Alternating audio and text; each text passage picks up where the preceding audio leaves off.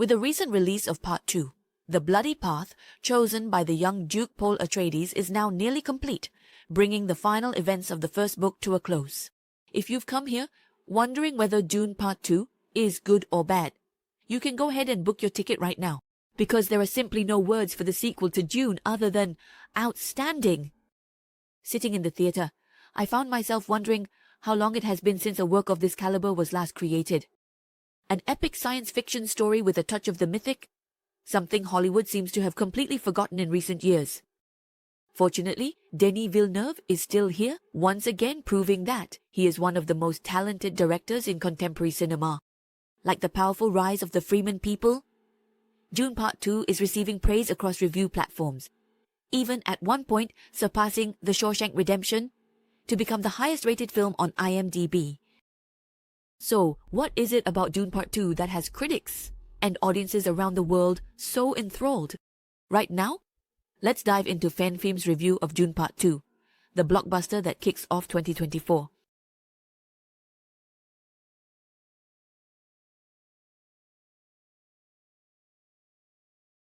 Picking up after the events of the first installment, Dune Part 2 continues to follow Paul Atreides on his journey to restore his family as he grapples with inner turmoil over the path he must choose.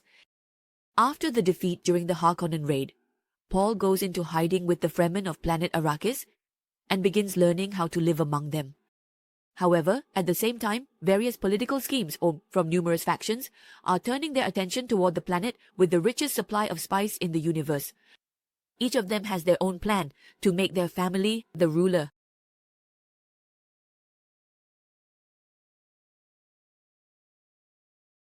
It's no exaggeration to say that every frame of Dune is breathtakingly beautiful. From the endless rolling sand dunes stretching as far as the eye can see, the hidden architecture beneath the arid surface of Arrakis, or any structure that appears, is absolutely magnificent. We get to visit places called Sietch, the complex cave systems of the Fremen, where they hide from the pursuit of their enemies. On the other side, the planet Gedi Prime of House Harkonnen is as dark as their own brutality. If Arrakis is covered in shades of yellow, and sometimes even red, then Gedi Prime treats the audience to a cold Gothic aesthetic. Introduced on the day of the Black Sun, the scene where Baron Harkonnen throws a bloody birthday party for his nephew Fade is shot masterfully in just black and white. There are plenty of videos online analyzing the architecture and design of Dune. And indeed, every room and castle in the film is a work of art in itself. But perhaps what many viewers look forward to the most are the battles. And in terms of action, not only does it appear much more frequently than in the first part, but I can also confidently say that Dune's Holy War deserves to stand alongside the most epic battlefields ever seen on screen. By masterfully using lighting, and Denis Villeneuve and cinematographer Greg Fraser make it nearly impossible for us to distinguish between green screen and real-life footage. It's truly hard to imagine that the film crew had only $190 million to bring the pages of the book to the screen. Because honestly, with what I experienced, at least in the IMAX theater, I thought the budget was at least double that amount. $190 million is certainly a lot, but just look at what The Flash and Ms. Marvel did with the $200 million they had. I'm not sure if I can put these experiences into words, but there was a particularly impressive scene when the Emperor's warship landed on Arrakis. His ship looked as if it were covered in a mirror, and it was so detailed that you could see the reflection of the mountain ranges below. It was truly a feast for the eyes. I won't spoil any more, to avoid ruining your experience, so just imagine that it's far more spectacular than you think. However, the grandeur of a world doesn't just lie in its visuals, but also in its depth. And even though almost the entire first part was devoted to world building, Dune Part 2 continues to enrich the details of its universe. By exploring the customs of the Freemen, we learn about their beliefs, faith, clothing, and their unique relationship with water and the desert. The scene where the warrior Jamis, who was killed by Paul at the end of the first part, is brought back to his homeland for burial is incredibly powerful, showing us just how important and sacred water is to the Freemen. They even say that water must not be wasted, not even the tears shed for the deceased.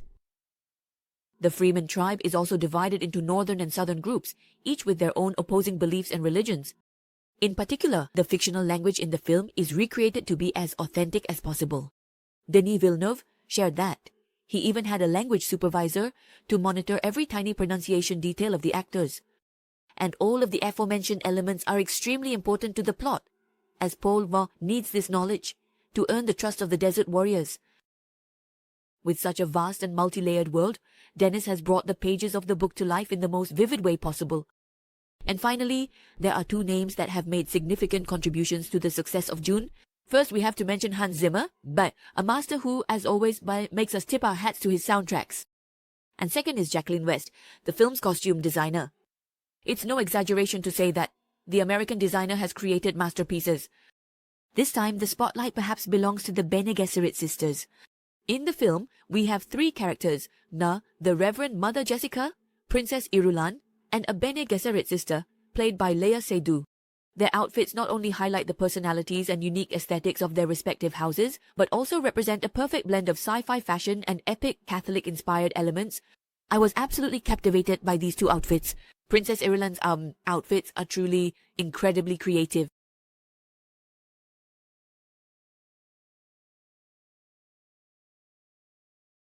Carrying the burden of completing an unfinished story, the script of the second part has to resolve a massive number of characters and plot developments.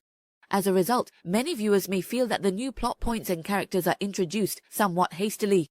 I've read many comments like that, and to some extent I agree. Nevertheless, if you look closely, Denis Villeneuve has tried to use the minimum number of scenes to convey the maximum amount of information. For example, with Austin Butler's character, Feyd-Rautha, he is first introduced through a line from Princess Irulan, which we saw in the trailer, describing him as a psychopath. And after that, just one more scene in the arena is enough for the audience to witness Feyd's madness. It's not just a fondness for violence.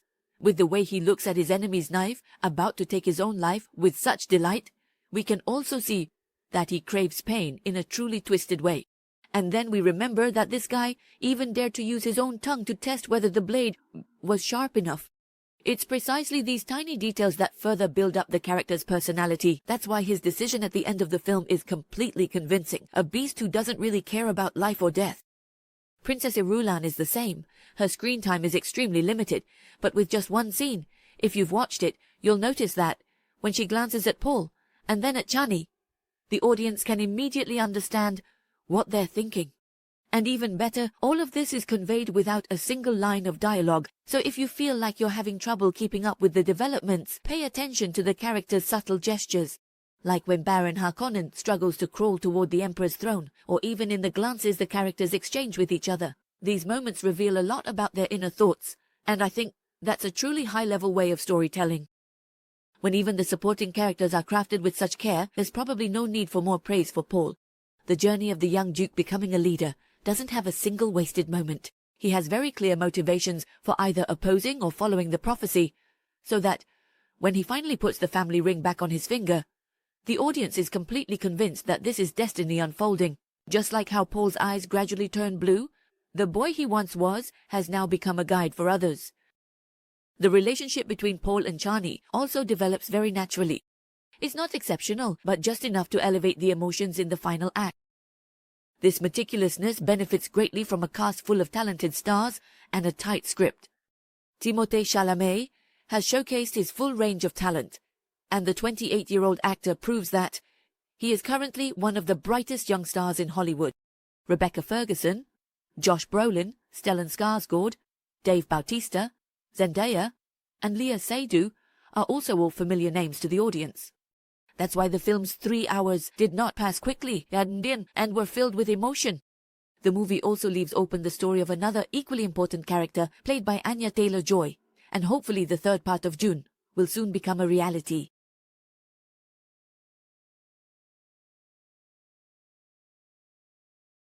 And finally, Dune Part 2 weaves in many commentaries on religious elements as well as faith.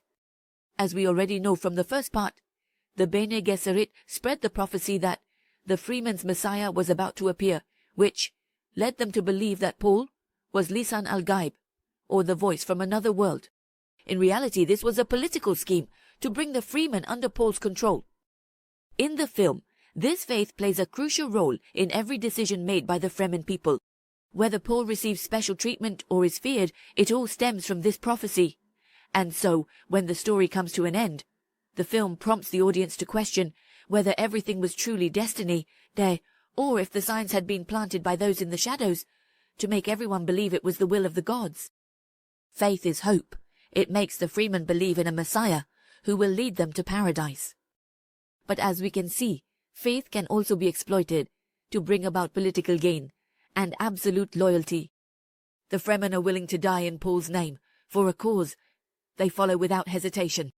Faith is the key for him to fulfill his mission of restoring his family, starting a holy war to avenge those who killed his father. Denis Villeneuve has always been adept at portraying religious conflicts, from incendies to prisoners, and Dune is no exception. He seems to disrupt the audience's emotions, as prophecies, destiny, schemes, and even deception are all intertwined.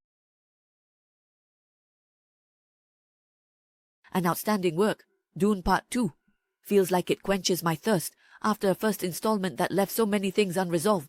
And indeed, the two are like inseparable pieces that come together to form a perfect story. Dune reminds me of the feeling I had with The Lord of the Rings, Star Wars, or Pirates of the Caribbean, as it immerses you in an incredibly fascinating fantasy world, reminding us just how thrilling adventures once were. A deep admiration for director Denis Villeneuve, and Dune, a true blockbuster.